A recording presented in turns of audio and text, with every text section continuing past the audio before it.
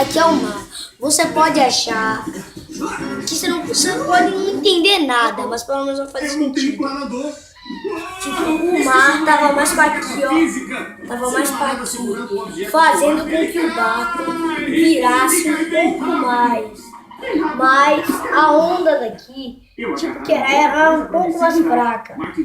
Então, a daqui conseguiu puxar o mar, atacar por debaixo do barco, conseguindo fazer que uma onda do mar subterrânea conseguisse, tipo, que virar o barco.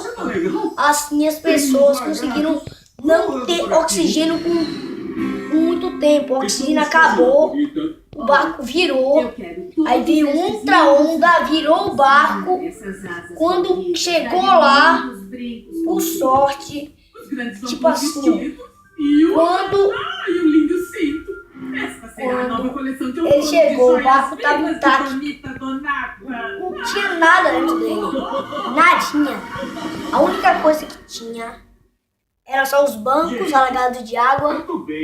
E totalmente tudo virado para baixo. Alagado. Quando eu caio da cadeira, eu fico meio acabadinho.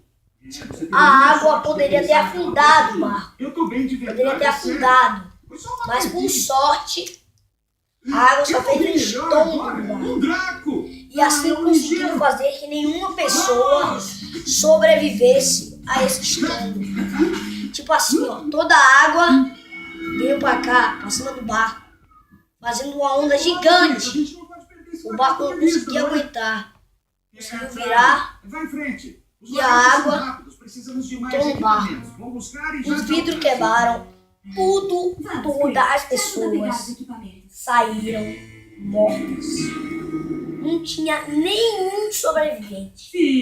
O único sobrevivente Eu já ativei o aspirador. era...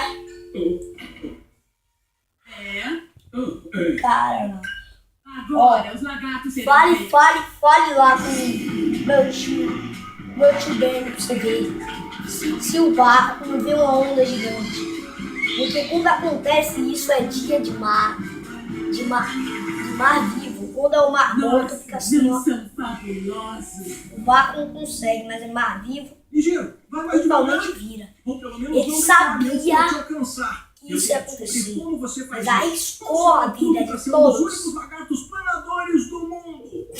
E como ele arriscou, também arriscou a dele. Ah, eu tô subindo, E assim, mas não tão rápido quanto o ligeiro. não Fala, teve eu nenhum preciso apressar. sobrevivente. Eu preciso de ajuda. E eu vou deixando o vídeo por aqui. Peguei cordas, botas.